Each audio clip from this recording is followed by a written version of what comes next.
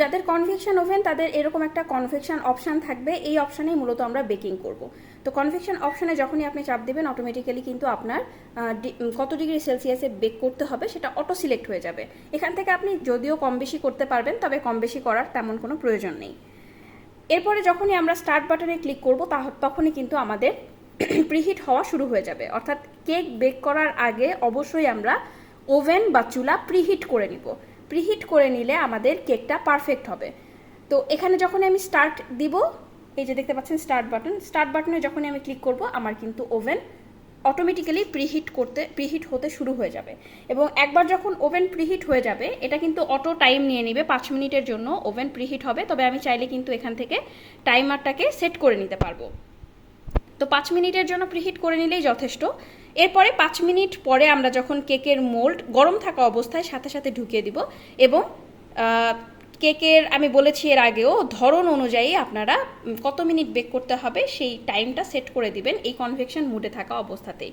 স্ক্রিনের উপরে কিন্তু আপনারা অবশ্যই এখানে কনভেকশন মুডটা দেখে নেবেন যে কোন মুডে আপনার কেকটা বেক হচ্ছে।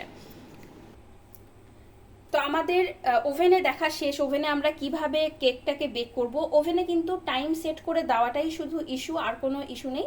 আপনারা ইলেকট্রিক ওভেনেও সেমভাবে 160 থেকে 180 ডিগ্রির মধ্যে যে কোনো টেম্পারেচার নিয়ে 160 দেওয়াটাই ইলেকট্রিক ওভেনের জন্য বেটার আমি বলবো। 160 দিয়ে আপনারা 5 মিনিট থেকে 7 মিনিটের জন্য প্রিহিট করে নেবেন।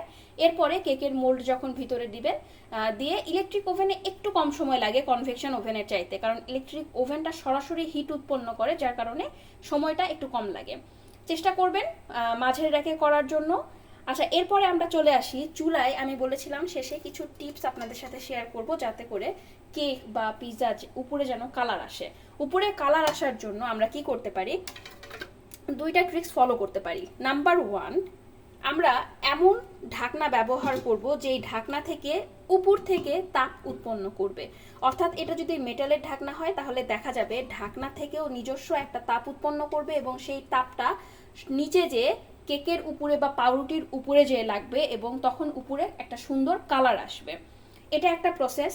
আরেকটা প্রসেস হচ্ছে, আরেকটা টিপস, আসলে প্রসেস না, আরেকটা টিপস শেয়ার করছি। সেটা হলো আমরা যখন প্রিহিট করে নিব পাত্রটা, যখন আমাদের প্রিহিট করা শেষ হয়ে যাবে, প্রিহিট করা অবস্থাতে আমরা এইভাবে করেই প্রিহিট করব, এরকম একটা স্ট্যান্ড দিয়ে।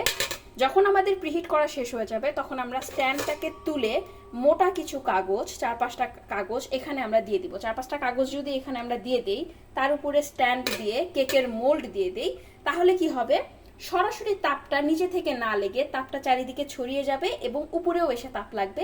তখন দেখবেন উপরে একটা সুন্দর কালার আসছে।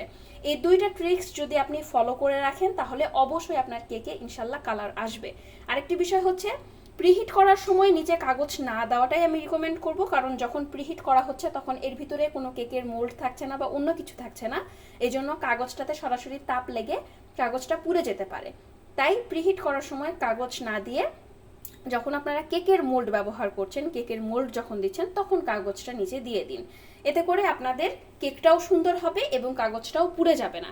কাগজটা কেক দেওয়ার পরে দিলে পুড়ে না যাওয়ার কারণ হচ্ছে ওই কেকের বেটারটা তাপ অ্যাবজর্ব করে, ভিতর থেকে যে তাপটা উৎপন্ন হবে এই তাপটাকে অ্যাবজর্ব করবে, তখন পেপারটা আর পুড়ে যাবে না।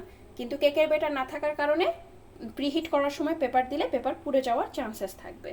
তাহলে আপনারা যদি এই দুইটা টিপস ফলো করেন ইনশাল্লাহ আপনাদের কেক এবং যে কোনো বেকিং আইটেম চুলাতেও পারফেক্ট হবে।